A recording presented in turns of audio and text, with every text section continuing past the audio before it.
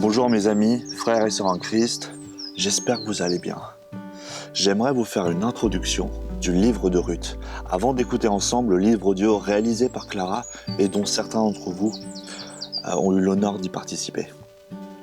C'est une introduction contextuelle, car des études thématiques et prophétiques pourront être faites et je vous invite à vous-même vous plonger dans la parole de Dieu pour y découvrir les mystères de Dieu. Mais pour commencer, il faut comprendre le message essentiel, le message principal, le message littéral, le premier niveau de lecture. Le livre de Ruth est un livre historique. Il est intimement lié au livre des Juges, tellement lié qu'à l'origine, c'est le même livre en fait. Dans les Bibles hébraïques d'ailleurs, pour les Juifs, ils ont toujours seulement un livre. Le livre des Juges et Ruth, pour eux, c'est un seul livre. Et on ne peut pas comprendre Ruth, en fait, sans le mettre dans le contexte du livre des Juges. En fait, il a été écrit par le même auteur, un seul livre. Et donc, on ne peut pas le comprendre sans ce contexte-là. Et c'est ce que je vais tenter de faire avec vous maintenant. Pourquoi ce livre a été écrit ? C'est la question la plus importante dans la lecture de n'importe quel livre de la Bible. Pourquoi ce livre est écrit ? C'est tellement essentiel, il faut qu'on cherche l'origine du mot, du livre en fait, et pourquoi a été écrit. Alors pourquoi ce livre hébreu de Juge Ruth a-t-il été écrit ? Ce qu'il faut savoir, c'est qu'il n'y avait pas de leader national à cette époque-là. Pour vous faire un récap de l'histoire, Josué a fait entrer le peuple hébreu dans le territoire, vous savez, après les 40 ans dans le désert. Et il a divisé, après les conquêtes, etc., il a divisé le territoire entre les tribus. Donc on avait cette carte, et elle était divisée entre les 12 tribus d'Israël.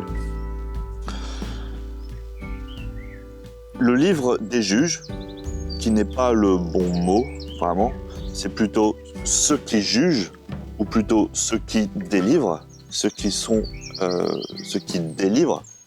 C'est un meilleur...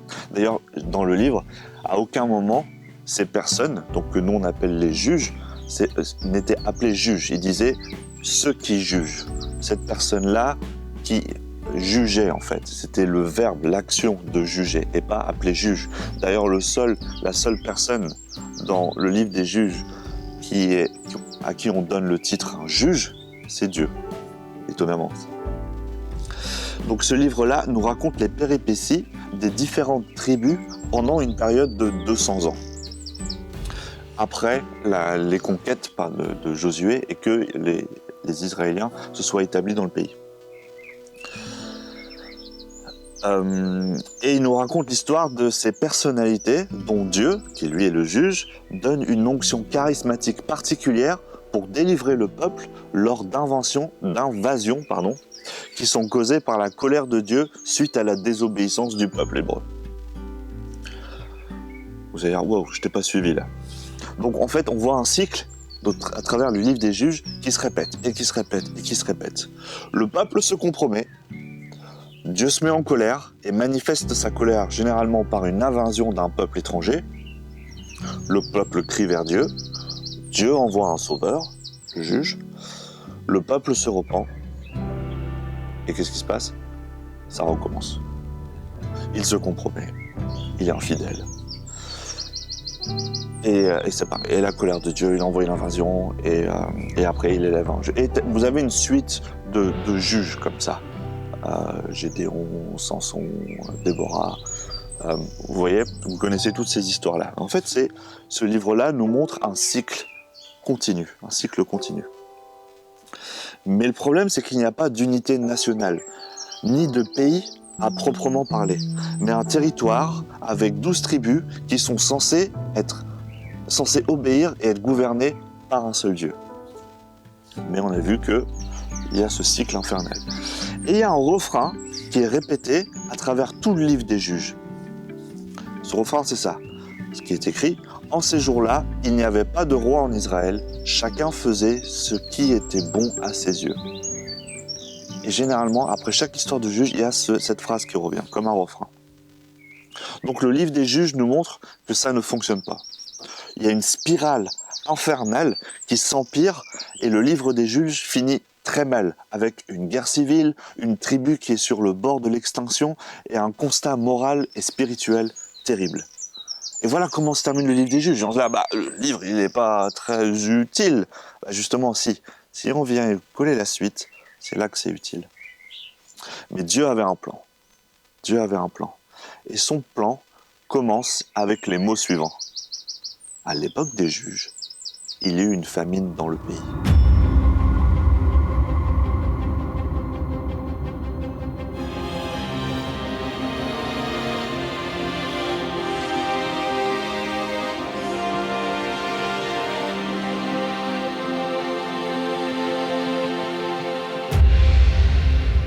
Le livre de Ruth.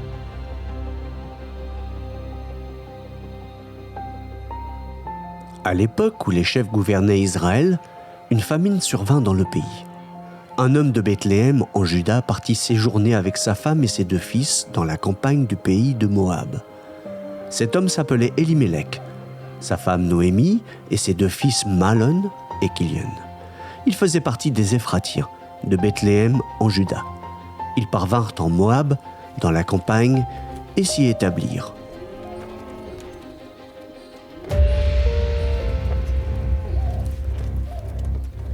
Elimelech, le mari de Noémie, mourut là et elle resta seule avec ses 2 fils.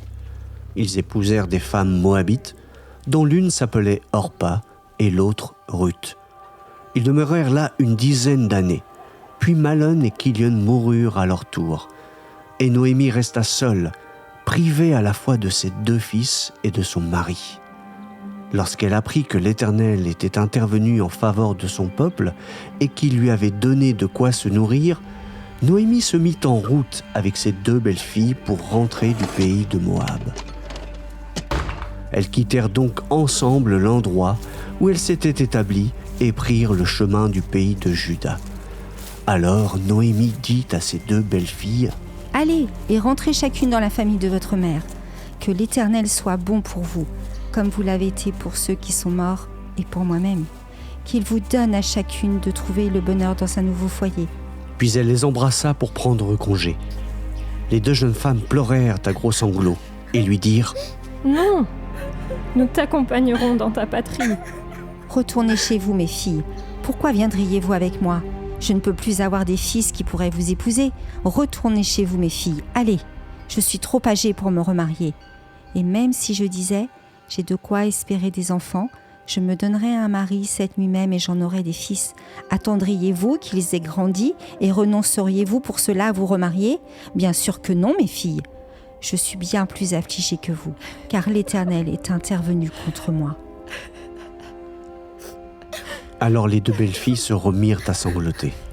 Finalement, Orpa embrassa sa belle-mère, mais Ruth resta avec elle.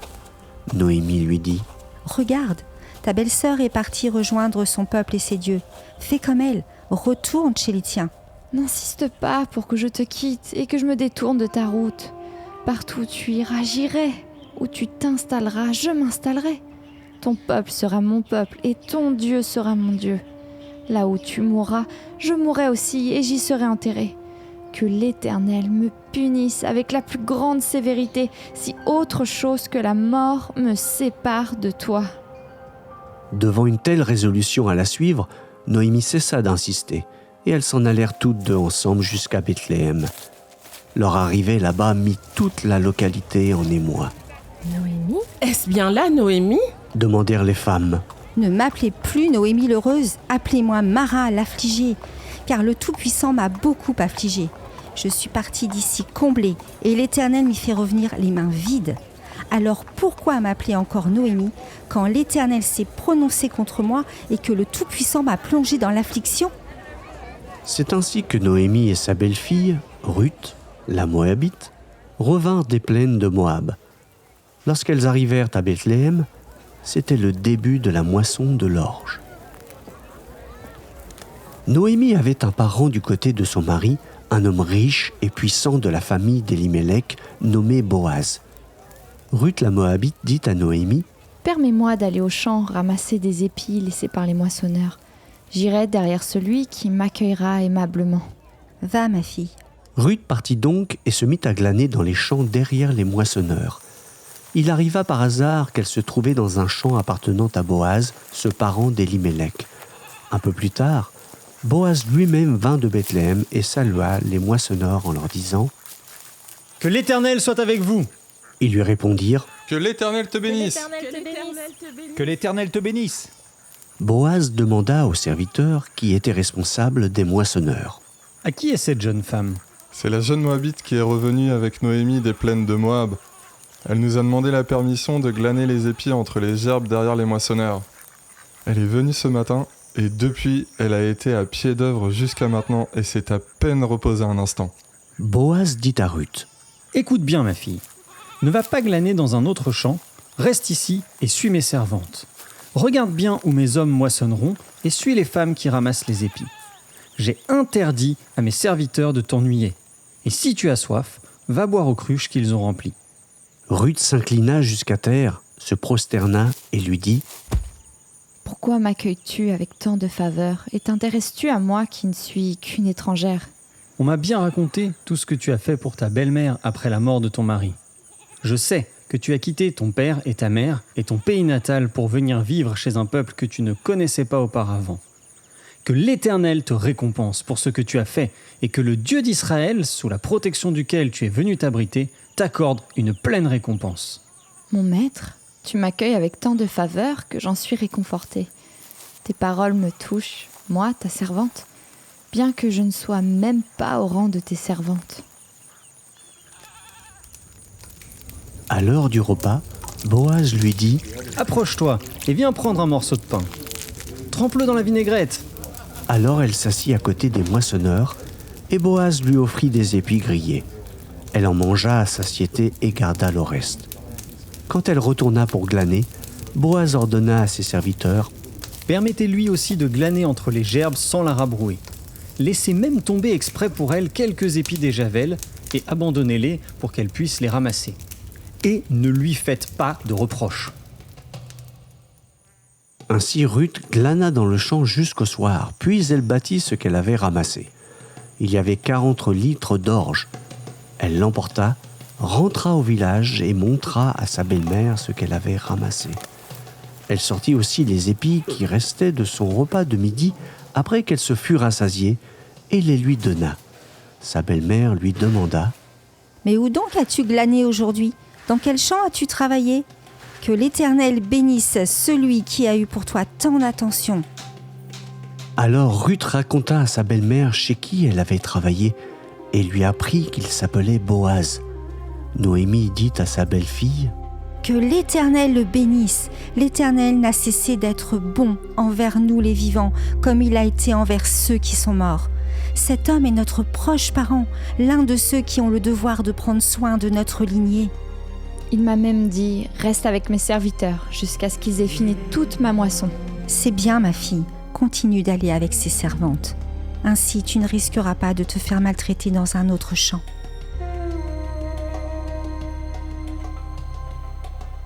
Ruth resta donc avec les servantes de Boaz pour glaner jusqu'à la fin de la moisson des orges, puis celle des blés. Et elle habitait avec sa belle-mère. Noémie, la belle-mère de Ruth, lui dit un jour « Ma fille, je ne veux pas négliger de te chercher une situation qui te rende heureuse. Tu sais que Boaz, avec les servantes duquel tu as travaillé, est notre parent. Ce soir, il doit vanner l'orge amassée dans l'air. Lave-toi donc et parfume-toi, puis mets tes plus beaux habits et rends-toi à l'air où il bat son orge. Mais ne fais pas connaître ta présence avant qu'il ait fini de manger et de boire. Quand il se couchera pour dormir, note bien l'endroit où il s'installe. Approche-toi, écarte la couverture pour lui découvrir les pieds et puis couche-toi là. Il te dira alors ce que tu devras faire. » Ruth lui répondit « Je ferai tout ce que tu me dis. » Elle descendit dans l'air et suivit toutes les instructions de sa belle-mère. Boaz mangea et but, et il fut très content, puis il alla se coucher au bord du tas d'orge. Alors Ruth s'approcha tout doucement. Elle écarta la couverture pour découvrir ses pieds et se coucha là. Au milieu de la nuit, Boaz eut un frisson. Il se pencha en avant et s'aperçut qu'une femme était couchée à ses pieds. Qui es-tu ? Je suis Ruth, ta servante. Veuille me prendre sous ta protection car, en tant que proche parent, tu es responsable de moi. Que l'Éternel te bénisse, ma fille. Ce que tu viens de faire est une preuve d'amour envers ta belle-mère encore plus grande que ce que tu as déjà fait. En effet, tu aurais pu courir après les jeunes hommes, qu'ils soient pauvres ou riches. Maintenant, ma fille, ne t'inquiète pas. Je ferai pour toi tout ce que tu demandes, car tous les gens de l'endroit savent que tu es une femme de valeur. Il est vrai que j'ai envers toi la responsabilité d'un proche parent, mais il existe un parent plus direct que moi. Passe ici la fin de la nuit et demain matin, nous verrons si cet homme veut s'acquitter envers toi de sa responsabilité de proche parent. Si oui, qu'il le fasse. S'il refuse, je te promets, aussi vrai que l'Éternel est vivant, que je m'en acquitterai envers toi. En attendant, reste couché jusqu'au matin.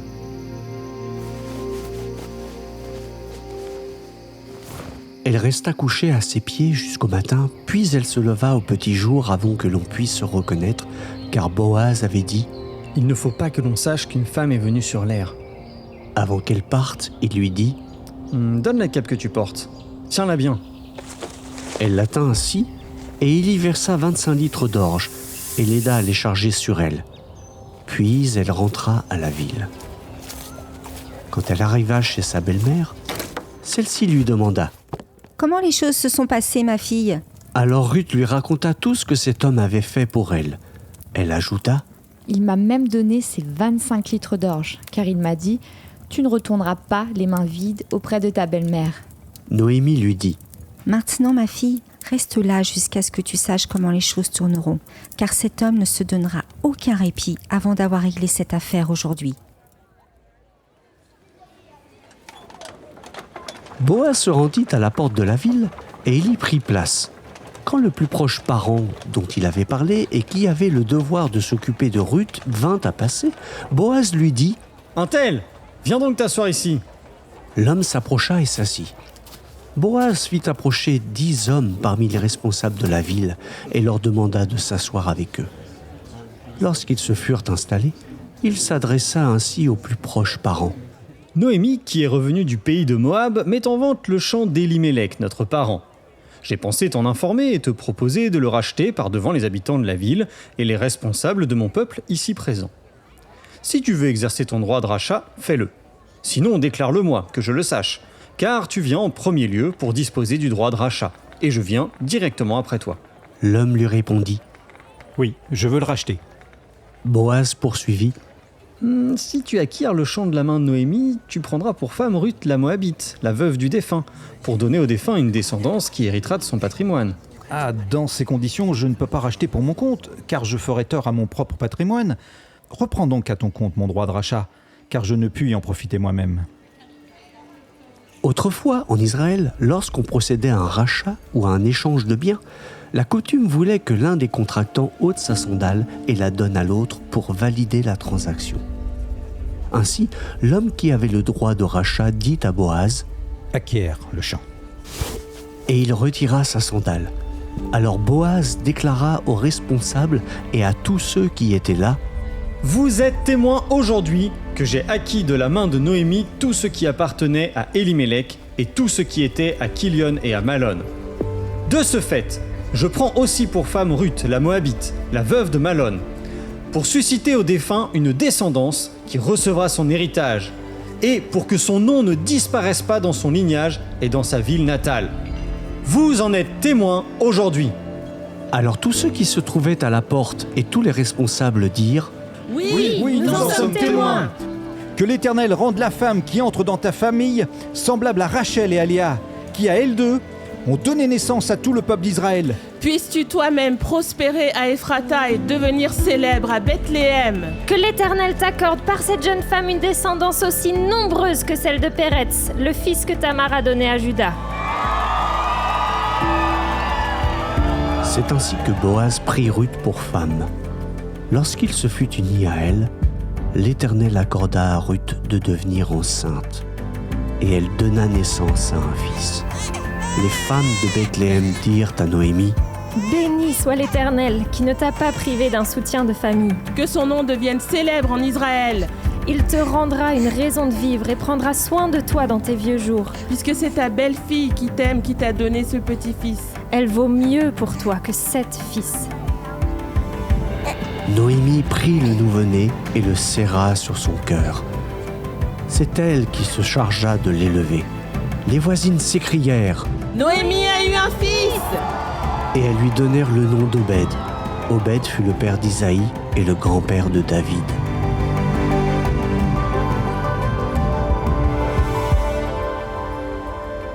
Voici la liste généalogique de Péretz. Péretz eut pour fils Hetzron, qui eut pour fils Ram, qui eut pour fils Aminadab, qui eut pour fils Nachon, qui eut pour fils Salma, qui eut pour fils Boaz, qui eut pour fils Obed, qui eut pour fils Isaïe, et qui eut pour fils David.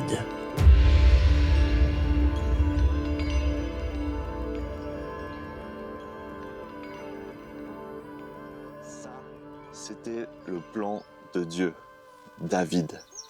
La première fois que Clara m'avait fait écouter l'audio, j'étais vraiment dans une écoute attentive. Je me suis dit, c'est tellement bon d'entendre la parole de Dieu comme ça, entendue, que mes oreilles entendent ça, et puis dans ce contexte-là. Et après, à la fin, il y a toute cette lignée qui est dite, qui se termine par David. Et c'est là, quand mon père dit David, là j'ai une émotion qui me monte. Je fais c'est ça tout le sens du livre. Et c'est incroyable, le livre de Ruth nous montre que Dieu utilise des hommes et des femmes fidèles et obéissants pour son plan divin. Et son plan, c'est qu'il allait démarrer une lignée royale qui donnerait David, un homme selon le cœur de Dieu, comme nous le dit, et un roi qui sera une préfiguration de Jésus et son royaume à travers cette unité nationale sous un seul Dieu. C'est ce que David, c'est l'image de David, ce roi fort qui vient apporter l'unité nationale sous un seul Dieu. Et la lignée royale continuera, vous la connaissez, jusqu'à Jésus, notre roi, et qui sera notre juge, et qui nous a délivrés de la spirale infernale du péché, qui nous enchaînait et qui va nous délivrer de ce monde lors de son grand retour. Maranatha.